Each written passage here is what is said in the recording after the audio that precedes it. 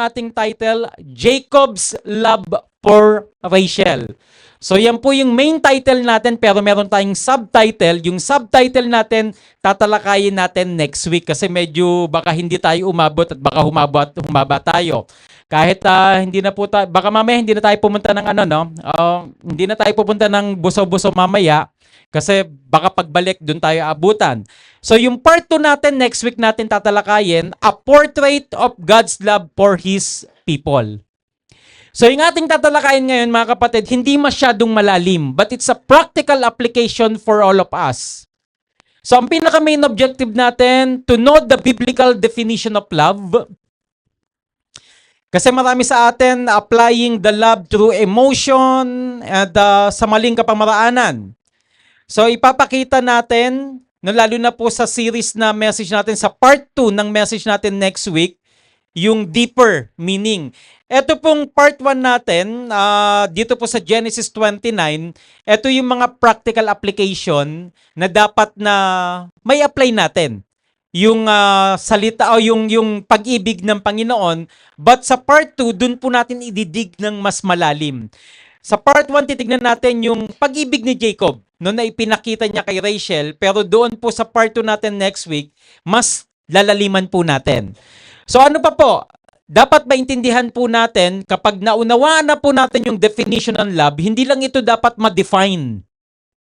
Kundi we need to possess the love of God in us. Kailangan po na mapasa atin ang pag-ibig ng Diyos at to take the challenge to show the love of God to others. So napaka-importante po yan, no? Kasi yan po ang itinuturo ng Panginoon, to show His love to others sa pamagitan po ng pagproklama ng kanyang mabuting balita. At nais ko rin pong dagdagan, this is a reminder for our youth. Okay? So mga kabataan, this is a reminder for you. After this message, tignan nyo yung mga sarili nyo kung ready na ba kayo. Kung hindi pa, manahimik muna kayo. No? Huwag nyong gisingin ang mga damdamin yung dapat natutulog muna. No? Wag muna.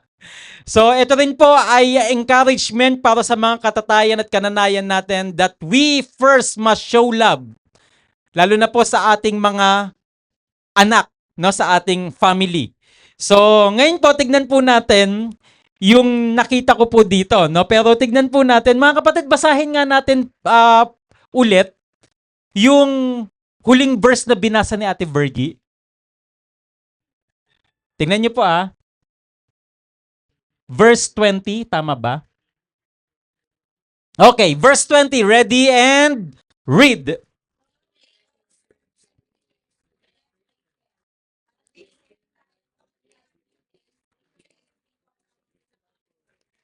Amen.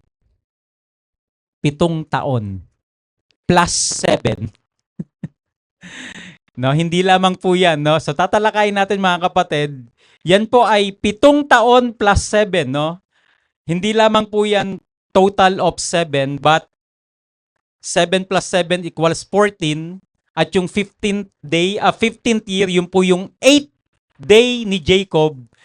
At he enjoyed yung tunay na pag-ibig, no? So kapag tinalas niyo po, 7 plus 7, 14, yung 15th, actually yun po yung 8th day. Kaya mga kapatid, continue to enjoy the 7 days unleavened bread and definitely you will enjoy the 8th day of fruit of this unleavened bread. So tingnan po natin mga kapatid, pag sinabi nating love, marami pong love na dinedefine ang Bible. Kaya lang po dahil nalilimitahan sa word na English at word na Tagalog, kapag sinabi nating pag-ibig, minsan sa ating mga Filipino, andyan yung pagsinta, pagmamahal, etc. Pero kapag doon po sa English, andun lamang po yung compassion and love. Pero pag tinignan po natin sa Greek word, mga kapatid, doon po china-chop-chop ng Greek word yung iba't ibang klase ng pag-ibig. May pag-ibig sa magulang, may pag-ibig sa anak, may pag-ibig sa mga material na bagay, may pag-ibig sa kasintahan mo, at marami pa po. No, actually, kung di ako nagkakamali, merong 7 major definition ang love sa Greek word, no? Pero meron pa ngang more than 7. Pero dito po, nung tinatalakay ko po ito, actually gusto ko po sanang laktawan to. Kasi parang mapapaaga yung love month natin. So nagpauna na si Nanay Dory, nag-kiss na sila ni Elder, no? Kaya sige, hilain na natin yung February natin, no? Dito sa sa November, no? Bagamat may Thanksgiving tayo sa ating mga susunod na Sunday, pero ipagpasalamat natin yung pag-ibig ng Diyos sa buhay natin. Ngayon, mga kapatid, ang ganda ng love story ni Jacob at ni Rachel. Actually, magandang masalimuot eh. Na magandang masalimuot, pero titignan natin mga kapatid, kung paanong pinatunayan ni Jacob yung kanyang pag-ibig kay Rachel, at sa part 2 natin next week, kaya dapat nandito kayo next week. Kasi mas malalim yung pag-aaralan natin next week about the love of Christ for His people. So napoportray po yung pag-ibig na ipinakita, hindi lang ipinakita, pinatunayan. Pakisabi nga, pinatunayan. Kalabitin niyo mga katabi niyo, sabihin niyo, ang pag-ibig pinapatunayan. Yan, hindi lang yung pinapakita, okay? Pinapatunayan, dapat well proven, mga kapatid. Okay? So tignan natin mga kapatid, no?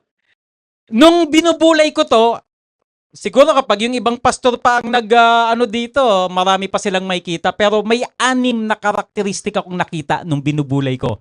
6, mga kapatid, that Jacob proved his love to Rachel. So tignan natin yung una. Una po, yung graceful love.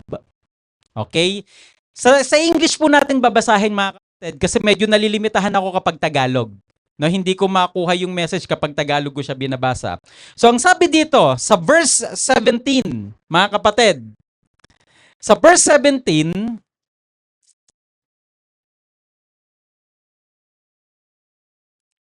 Leah's eyes. So, ang gamit ko pong Bible ay New Revised Standard Version. NRSVP. New Revised Standard Version. Sabi po dito, mga kapatid, Leah's eyes were lovely and Rachel was graceful and beautiful. Graceful and beautiful.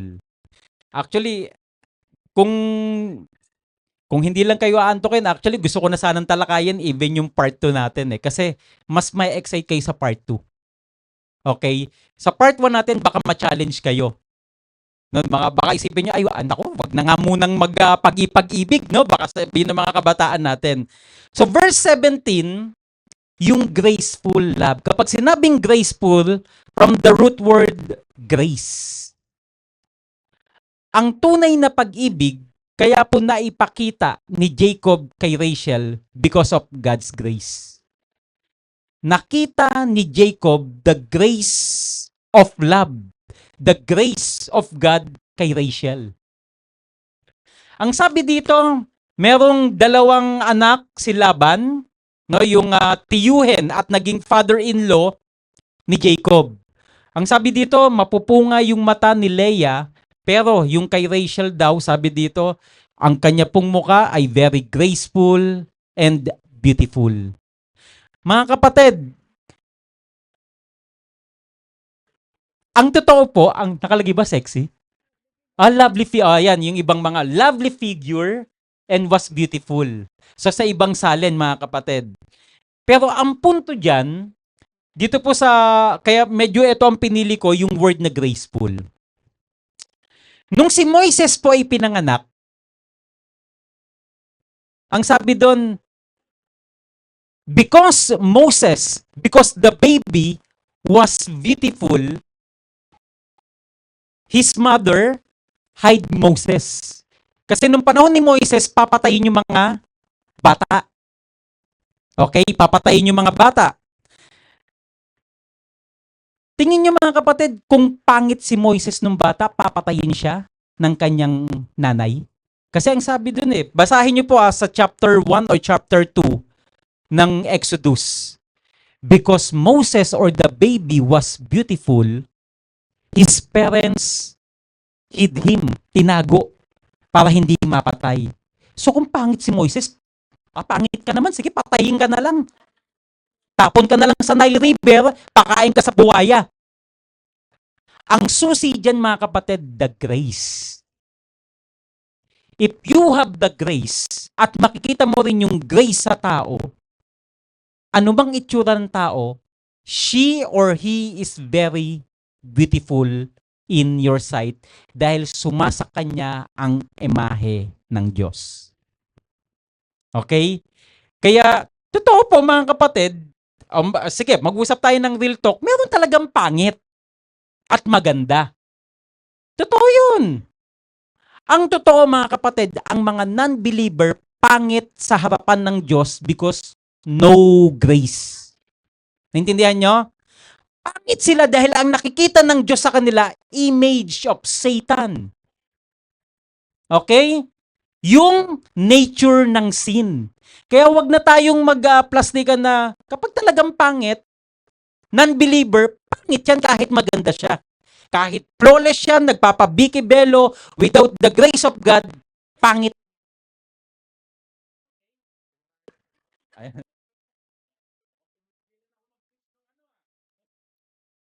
Daw masyado akong mapanlait. Paso, napakapanlait. Hindi, we're talking about spiritual truth. Yun ang katotohanan mga kapatid. Yun ang katotohanan. So nakita ni Jacob yung grace ng Panginoon kay Rachel, kaya andun po yung graceful love from the Lord.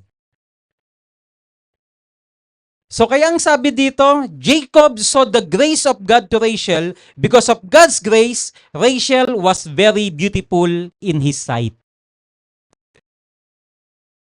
Ngayon, ang tanong mga kapatid, sa mga mag-asawa, sa mga mag-jowa, paano? Papaano kung meron kayong conflict? Gwapo pa ba o maganda ang tingin nyo sa mga partner nyo? O mga mukhang halimaw? Tinatalikuran nyo, ayaw nyo nang kausapin. Challenge. We should apply the graceful love from the Lord. Okay? Kapag may conflict, tandaan nyo, dapat andun pa rin yung graceful love. Imahe ng Diyos tong asawa ko. Talagang, kaya ano pa rin? Maganda, tsaka gwapo pa rin, sige. Ganun dapat mga kapatid. We are talking about real talk mga kapatid. Inwardly and outwardly, talagang maganda si Rachel. At parang ang nagkaroon ng first love, dito, yung love at first sight. Kasi kung tutusin, kakakita pa lang nila eh. Isang araw lang to eh. No, isang araw lang to mga kapatid, yung naganap dito. So ito po yung totoong pag-ibig mga kapatid. Kapag tinitignan nyo yung kapwa nyo, so apply natin sa kapwa Kristiyano, kahit may kapangitan ng ugali, kapag nakikita nyo yung grace ng Panginoon sa kapatid nyo, mabuting tao pa rin siya. Maganda pa rin siya. Dahil pareho kayong imahe ng Diyos at parehong espiritu ng Diyos ang nasa inyo. So, pareho pa rin maganda. Kaya kapag totoong may iba't iba tayong attitude. Ngayon kapag pinintasan natin yung mga kapatiran natin, it's same kasi tayo ba walang kapintasan? But still because they were created in the image of God at tayo rin created in the image of God, andun dapat yung graceful love na ipinapakita. Maganda pa rin sa paningin ang kapwa mo. Maganda pa rin sa paningin ang asawa mo. Because the love of the Lord is in Him and the Spirit of God is in Him. Yung image ng Panginoon nasa Kanya. Pangalawa, love that sacrifice. Mga kapatid, ang pag-ibig hindi patwitams, hindi kilig to the bones lang. Malalaman nyo, mapapatunayan nyo, kung mahal nyo ng isang tao, you are willing to sacrifice. And what is sacrifice actually? Actually, it's all about your life kapag sinabing sakripisyo. So, anong sabi dito? Verse 15, tignan nyo Verse 15. Then Laban said to Jacob, because you are my kinsman, should you therefore serve me for nothing? Tell me what shall your wages be? So sabi ng ni ano, no? So tignan natin yung background ng story, mga kapatid. Hindi ko nasabi na yung background ng story. Ito na po yung time na lumayas si Jacob sa tahanan nila kasi papatayin siya ng kanyang kapatid na si Esau dahil napasa kanya yung birthright. So sinabihan siya ng nanay niya na sino yung nanay niya? Si Rebecca, tama, no? Si Rebecca, na pumunta ka muna doon sa tiyuhin mo. At doon ka muna magpahinga pa, i-subside mo muna yung galit ng kapatid mo kasi papatayin ka niya. At sigurado yun, mga kapatid. So siya po ay naglakbay, no? At napunta nga dito kapag tinignan niyo yung ibang yung ibang part ng story, hindi na lang natin binasa na doon sa balon, doon sila nagkita ni Rachel at nagpakilala. So nagkatagpo sila, dinala ni Rachel sa tahanan nila, etc. So tapos dahil magi-stay siya sa kanyang tiyuhin, ang tiyuhin niya mabait din naman kung tutuusin nung una. No? Mabait din naman yung kanyang tiyuhin. Kaya sinabi dito na okay, magpagsilbihan mo ko pero dahil ikaw ay kamag-anak ko, magsisilbi ka ba sa akin ng walang kapalit? So sabihin mo kung ano yung kapalit. So dito po ang sabi po ni Jacob, o sige, ibigay mo sa akin yung iyong sabi dito verse Now Laban had two daughters. The name of the elder was Leah and the name of the younger was Rachel. Leah's eyes were lovely and Rachel was graceful and beautiful. Jacob loved Rachel, so he said, I will serve you 7 years for your younger daughter, Rachel. So nagkaroon ng love at first sight. Actually, hindi ako naniniwala sa love at first sight, mga kapatid. Pero dito totoo eh. No? Kasi may tawag dito, may common factor bakit nagkaroon ng love at first sight. Because of God's grace, because of God's covenant, because of God's plan and God's will. Kaya very important, mga kabataan, if you will enter into relationship, God's covenant, meron bang covenant yung pupuntahan mo, yung liligawan mo o yung nagliligaw sa'yo? God's will? Kilala niya ba ang Diyos, relasyon? Ano ang patutunguhan niya? Ano ang gusto niyang gawin?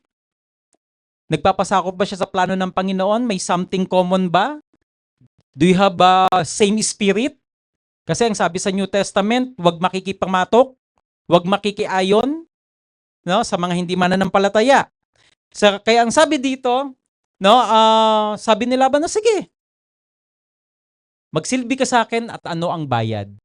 So ang ginusto niya si Rachel, yung younger na kapatid ni Leah. So merong sakripisyo, 7 taon. Alam niyo, nakakatakot ngayon, may iba namimiloso po eh. Kasi merong verse sa Bible na, in the last days, for the sake of the believer, paiigsiin ng Diyos yung oras. Kaya pag nakita niyo ang bilis na ng oras ngayon, kakapasko lang last year, ngayon magpapasko na naman. Diba? Baby lang ako nung nakaraan. Ngayon, eto na ako, damatans na. No, medyo malapit-lapit na rin. Mag-50 na ako, mag-golden na ako. Ang problema ngayon, dahil sa verse na yon, pastor, sabi ng Panginoon, padadali niya eh. Kaya dapat instant na lang ngayon, parang noodles. Buhusan mo na lang na mainit na tubig, pwede nang kainin yan. Mga kapatid, sa spiritual na bagay, walang shortcut. Walang shortcut. Are you willing to sacrifice? Kaya niyong ibigay yung sarili niyo? Kaya niyang ibigay yung sarili? In the right time? Jacob waited for 7 years plus 7. Tandaan niyo yan, ha? Jacob, si Caleb, ang ganda ng ngiti eh. Gwapo talaga ni Caleb eh. Nakikita ko sa likod eh. So mga kapatid, kapag sinabing sakripisyo, it's all about everything. Your life, your strength, your time, your effort, your money. Lahat-lahat po yan kapag sinabing sakripisyo. Meron po akong bina-Bible study noon doon sa Fort Bonifacio, yung mga na-evangelize po namin sa Fort Bonifacio High School noon. So, nag-aaway mag-asawa. Lumapit sa akin si lalaki, nagpa-advise. Pastor, abusado eh. Binigay ko na nga yung kanan ko, gusto pa yung kaliwa. Binigay ko na nga yung sweldo ko, gusto pati bonus. Sabi ko, natural. Kasi yun yung dapat. Ganito sa mag-asawa, hindi mo na pag-aari ang sarili mo. Ang nagmamay-ari sa'yo yung asawa mo, and likewise, ang nagmamay-ari sa asawa mo, ikaw. It's 100%. Hindi yung chop-chop. Hindi yung may reservation, eto lang. Actually, lahat-lahat yan is everything kapag sinabing sacrificial love at kapag mag-enter ka sa ganung klaseng pag-ibig, wala nang reservation. Parang kay Kristo. Kapag pumasok ka sa relasyon sa Panginoon, it's all about everything. Kasi Diyos mo ang Panginoon. Panginoon mo siya. So it's all about everything. It's about sacrificial love. May itinira ba ang Diyos nung nagsakripisyo siya for His love for us? Actually, wala naman siyang benepisyo eh. Nung namatay siya para sa atin eh. Lahat yun para sa atin. But all in all, iniwan niya yung langit, nagkatawang tao siya. He died on the cross. So mga kapatid, ganun din kay Jacob 7 years plus 7. So, ang tunay na pag-ibig may sakripisyo. Hindi instant, hindi madalian. It's all about your life. Pangatlo, love that is waiting. Are you willing to wait? Mga Kristiyanong kababaihan, taas kamay. May nanliligaw na sa inyo? Huwag kayong magpapaligaw sa text. Baka mamaya isang text lang sa inyo, isang kindat sa inyo, sama na kaagad kayo. Tapos may kayo na? Isang text lang? Alam nyo kaya gustong-gusto ko. Alam nyo, eto honestly, dati si Ma'am Jing gusto kong haranahin yan. Hindi totoo. Gusto kong ibalik yung dati, yung talagang kakanta ka. Kaya nga lang ang problema sa akin, hindi ako mahilig sa love song noon. Gusto ko mga rock and roll. Nakukornihan ako sa love song. Kaya sabi ko, paano kung gaharanahin tong nililigawan ko? Wala akong alam na love song. Alangan namang kantahan ko ng Laki sa Layaw, Jeff Rocks yan, no? Baka hindi ako sagutin lalo.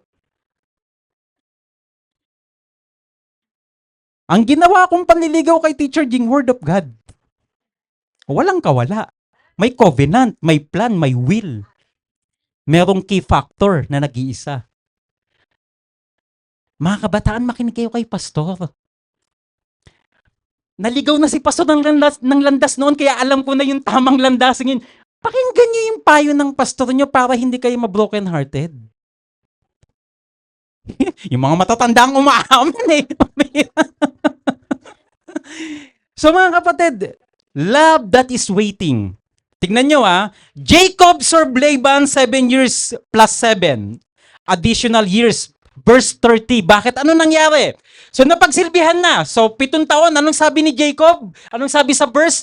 Dahil mahal niya si Rachel, yung 7 taon napakaigsi.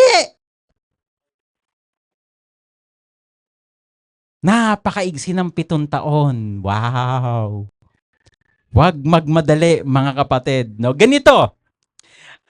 Alam niyo si Jacob talagang man of faith. He is a great patriarch. No, great patriarch siya. Kaya lang may mga nagawa siya.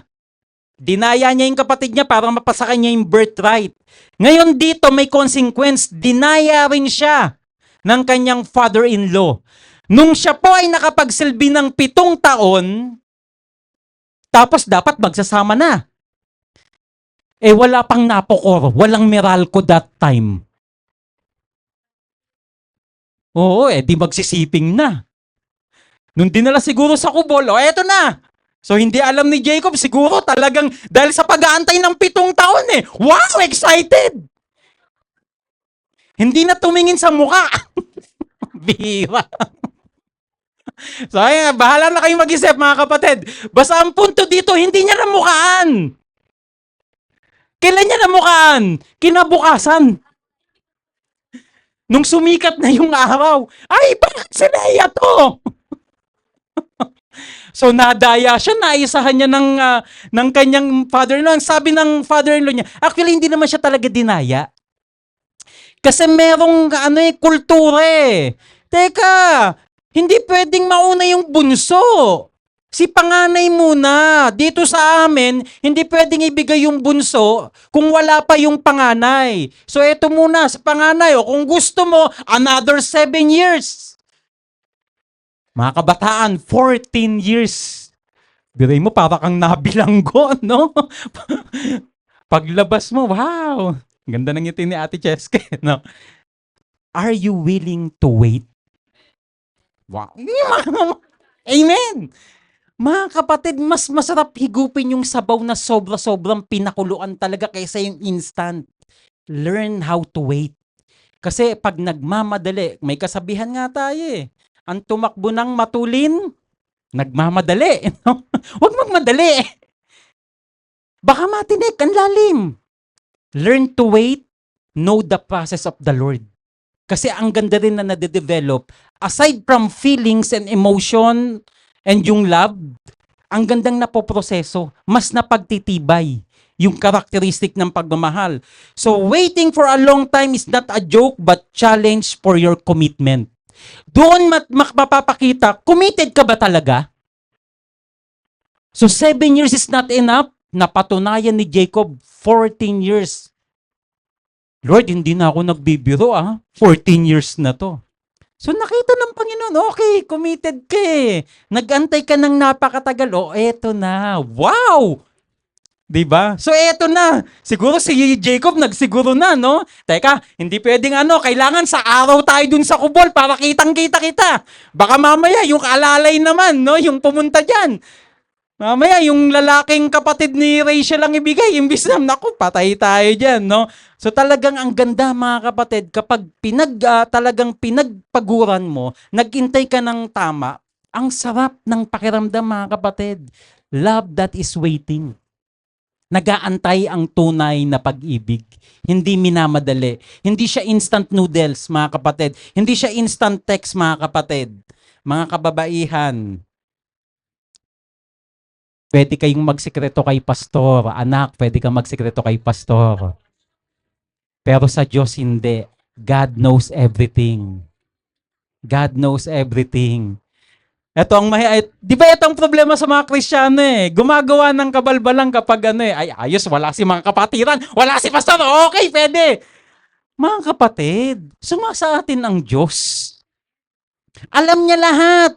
Nasaan ka? Takbo ng isip mo. Pag kinikilig ka, alam niya yung gagawin mong desisyon. So learn to have this characteristic of true love. No? A love that is waiting. So tandaan natin, ilang taon? 7 plus 7, 14 years. Panglima, love that is patient. Nagpapasensya. Ang tunay na pag-ibig, hindi siya rude. Hindi siya palaaway. Hindi siya mapagpatol. Nagpapasensya. So sa pag-ibig pala, dapat na-develop yung patience. Mga kapatid, bakit? Tignan nyo kung paano na-develop ni Jacob yung pagiging mapasensya. Dinaya siya ng kanyang father-in-law. Naghiganti ba siya? Hindi. Naglingkod siya ng tapat, mga kapatid. Naglingkod pa rin siya ng tapat. Alam nyo, anong message natin last Sunday? We must be a blessing. We must be a blessing. Diba? Tinanggap natin yung grace, we must be a blessing. Kaya ayaw pakawalan ni Laban si Jacob kasi blessing sa kanya si Jacob. In 7 years, dumami yung kanilang mga livestock. Magaling si Jacob mag-alaga ng mga livestock. Kaya sabi siguro ni Laban, ang dami teka nga. Okay, yung anak ko, no? Alam niyo, nalaman ko lang yung pangalan ni Nanay Dory. Doon, nanay, yung pangalan mo saan galing? From the word dowry, Dory. Yun po yung ibinabayad noon. Kapag kukuha ka ng mapapangasawa mo, dapat may ibabayad ka. Kasi kung wala kang ibabayad, huwag ka na mag-asawa. Si Jacob, walang-wala siya kung tutuusin. Nung pumunta siya sa kanyang uncle na si Laban, kung ano lang yung suot niya, yun lang. Pero buhay niya yung dowry. Tapos dahil sa kanyang commitment, sa kanyang sakripisyo, sa kanya pong katapatan, dumami ng dumami yung alaga ng kanyang father-in-law at siya rin nagkaroon ng kanyang sarili. Kaya nakaya niyang tumindig para sa kanya, kaya niya pong itaguyod yung kanyang family, kaya hindi nahiya si Jacob. So ang sabi dito, he did not take revenge. He waited patiently. He served his father-in-law for 14 years. Actually, hindi lang 14 years. 20 years mga kapatid. So kanina, para kay Rachel, 14 years. Pero ayaw pa silang paalisin ni Laban. Kaya naging 20 years. Kapag binasa niyo pa po yung ibang kasulatan dito sa chapter 30, tatakas na dapat sila Jacob. Pero ayaw siyang paalisin. Kasi nga blessing sa kanya si Jacob. Mga kapatid, dapat ganun ang mga anak ng Diyos. Kapag napunta ka sa isang lugar, ayaw ka ng paalisin kasi blessing ka sa amin. Hindi yung kapag nasa isang lugar ka, wag ka na nga dito, sipain pa kita eh. Wala kang silbi, inutil ka. So mga kapatid, we must be a blessing to others. Bakit? Kasi nade-develop yung karakteristik ng pag-ibig. Ang sabi sa Bible, ang tunay na nakakilala sa Diyos, alam ang pag-ibig. Ang taong umiibig, nakakakilala sa Diyos. So kapag kilala mo ang Diyos dahil God is holy, ang Panginoon ay may maraming magagandang karakteristik. Dapat yung karakteristik ng God is love, ang Diyos ay pag-ibig, napapasa atin din yung karakteristik ng tunay na pag-ibig.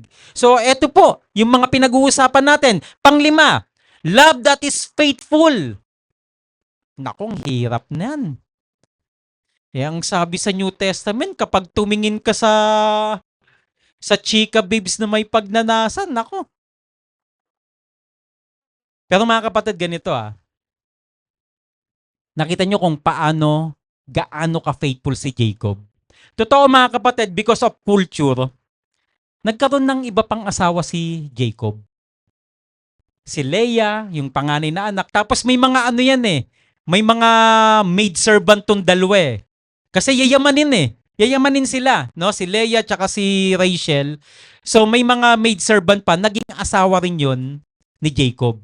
Dahil yun yung kalooban ng Panginoon to spread yung offspring para dumami. Kaya naging 12 tribo yung Israel sa pamagitan ni Jacob, no mga kapatid. But kapag tinignan natin yung faithfulness, yung pag-ibig na faithful ni Jacob kay Rachel, paanong naipakita?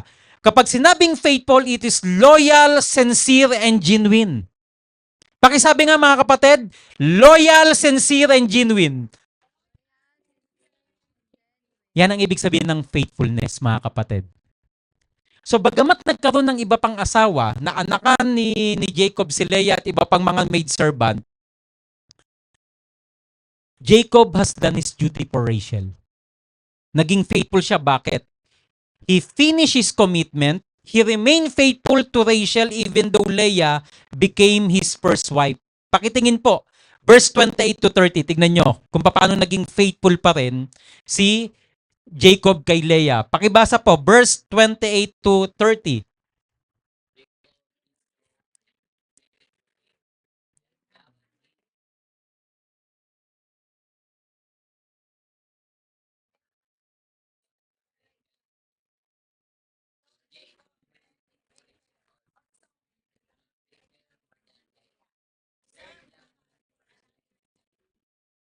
Kita niyo mga kapatid, andun pa rin yung tunay na pagmamahal niya. He loved Rachel than Leah. Kasi si Rachel naman talaga yung una niyang minahal. No? Pero andyan pa rin, no? Tinapos niya yung commitment niya, mga kapatid. Katunayan, yung faithfulness niya. Mga kapatid, kung ipupunta natin sa pag-ibig ng Diyos, ang Diyos po committed sa atin hanggang sa krus ng kamatayan. Kumusta po yung commitment natin with the Lord? Katulad nung sinabi ko last week mga kapatid, kapag ikaw nag-aral, commitment yan sa school, sa teacher mo. Okay? Kapag pumasok ka sa relationship, commitment mo yan sa magiging partner mo. Kailangan mag-spend ka ng time, effort, etc. Lahat ng bagay. Nung tinanggap natin si Kristo, nung tayo ay nagpabautismo, that's commitment. That's commitment, mga kapatid. So ito yung problema sa maraming mga Kristiyano. Yung commitment, hindi nagiging, tawag dito, hindi na napapanatili. Anong tawag doon? Ano nga? Hindi na maintain or hindi nagiging consistent. Kaya ito nakakatuwa, mga kapatid. Alam nyo bang noon medyo may insecurity ako pag bumabagyo? Sabi ko, Lord, ilan kaya kami? Pero alam ng Panginoon na tuwing ganito, kasi this is mga uncontrollable things, no? Sabi ko, Lord, di ko kontrolado to, bahala na kayo.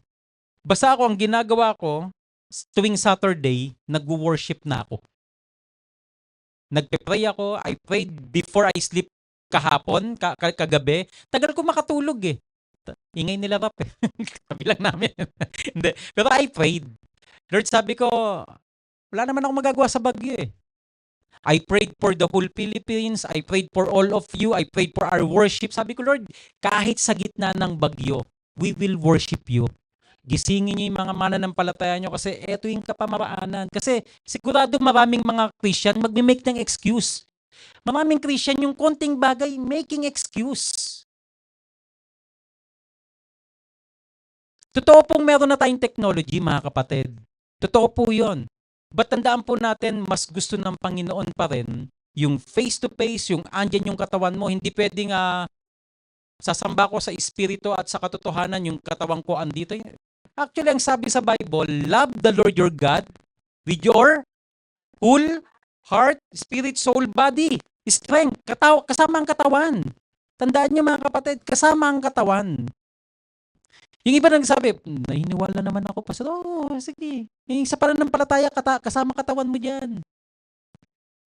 So our commitment must be consistent. Alam ng Panginoon if you are just making excuse. Kung nag-aalibay ka lang. Kapag ka-excuse, alam ng Panginoon yan. O, okay yan. Sige, alam ng Panginoon yan. But if you are making alibis, reasons na hindi ka alibay, no, hindi ka, walang ka reason, alam ng Panginoon. So mga kapatid, keep our commitment with the Lord. Natandaan nyo nung 2024 ba to, 2023 ay post January, treaty, time, talent, and treasure. Pagdating ng January. So may iba nag-response, pero hanggang February lang nag-response yung commitment. Pagdating ng March, medyo eto na, nawawala na naman. So ito yung mga mahirap sa mga Kristiyano and ayoko po ng ganun at ayaw ng Diyos yung ningas kugon. So dito po kay Jacob, mga kapatid, consistently 20 years. 20 years, not only for Rachel, kundi sa kanyang father-in-law. So dahil sa kanyang commitment and faithfulness, dumami ng dumami. Yung livestock nila, yumaman sila ng yumaman pa. At anong sabi ng Panginoon kapag tayo po dadating na ng langit? Well done, my faithful servant. Hindi niya sinabing, okay, may matalinong servant, ka dito, bida-bida ka eh, pasok ka sa karyan ng langit. Hindi ganoon. Ang gusto ng Panginoon, well done, my faithful servant. Ibig sabihin ng faithful servant, you will follow what the Word of God says. That's faithfulness. Ano pa po? Lastly, mga kapatid, love that is stable, unchangeable. Hanggang kamatayan, mahal na mahal pa rin ni Jacob si Rachel. Alam niyo, dami kong nabalitaan. Ayan, yung alam ni Nanay Dorito, yung All Nation. Yung founder niyan. All Nation College. Kilala ko na noon pa yung founder niyan, si Reverend Kim. Silang mag-asawa pumunta dito sa Pilipinas 90s pa lang or early 90s or bago mag-90s. Ang seminary noon nila nandun sa may Boni. No? Nandun pa, 'di ba? Sa Boni, ano ba 'to? Ayun, EDSA Boni. Kanto doon. Nandun pa sila dati noon. Tapos marami nang nagsasabi sa akin noon. Yung mga nakilala ko na nag-aaral doon, ako, youth pa lang ako, year 2000, youth pa lang ako sa church namin, pero may mga nakasama ako na mga taga-ibang church. Sinasabi na, Brad, mukhang may calling ka, punta ka dun sa RTS, no? Yung Reform, yung ang pangalan dati, Reform Theological Seminary. Parang may calling ka kasi punta ka dun, hanapin mo si Dr. Derrit para makapag-aral ka ng, libre sa seminary. Sabi ko, hindi, tama na akong alalay lang ng pastor. So nakilala ko yung mag-asawang yan, tignan nyo hindi ito paninira, hindi ko chinichismis, kaya lang nalulungkot ako. They went here, no? Sila ay pumarito sa Pilipinas to do mission, sila mag-asawa. Partner sila for the glory of God. Ano nangyari? Nag-divorce? Biri mo, kung kailan tumanda kaya tsaka kayo nag-divorce? Tapos sila lalaki ayun, merong ako parang ang bihira. Tumanda kayo, hindi kayo nakasigurado na kayo pala talaga hanggang the end. Ay, naglaro lang kayo. Anong ginawa nyo sa mission sa Philippines? Mga kapatid, ang pag-ibig, hindi ito laro-laro. Till death do us part. So kapag tinignan natin yung pag-ibig ni Jacob, it is stable. Kapag sinabing stable, unchangeable, consistent, and fixed. Paanong naging stable? Si Joseph and Benjamin, dahil po sa pag-ibig niya kay Rachel, naging favorite niya si Benjamin at si Joseph dahil yun po ang anak ni Rachel sa kanya. Kaya nakita nyo, nung talagang sa Genesis 37, nung pinagtangkaan nung magkakapatid si Joseph na patayin, talagang naghinagpis. Gumawa ng damit si Jacob para lang kay Joseph. Tapos nung si Joseph po nandun na sa Egypt, 'di ba talagang inaalagaan niya si Benjamin kasi eto na lang yung alaala ng kanyang asawa. Never nakalimutan ni Jacob si Rachel kahit patay na. At ang kagandahan, tignan nyo mga kapatid, I discovered something. When Rachel died, Jacob buried her in the most significant place. Sa pinakamagandang libingan. Tapos nagtayo siya ng pillar, stone, para sa memory ni Rachel. Ang nakakalungkot, alam nyo, maraming ibang ito nangyayari both sa lalaki at sa babae. Naghihingalo pa lang yung asawa, nag-iisip na mag-asawa tong naku, kailan kaya to? Di palagutan ng hininga to para yung aking kaulayaw doon, magsama na kami. May mga ganun. Iniintay. So warning po. May mga ganun mga kapatid. Pero tignan nyo mga kapatid bakit po may kita na stable yung pag-ibig ni Jacob? Kahit po sa kamatayan, never nakalimutan ni Jacob si Rachel. Saan inilibing? Tignan nyo po, verse 35:16-20. Chapter 35:16-20. Talon tayo, no? Talon tayo. Namatay po sa panganganak si Rachel para kay Benjamin. Pero habang siya po ay nagle-labor, sila po ay nagta-travel. No? Kapag tinignan po natin, so tignan po natin. Pakibasa po. Ready and read.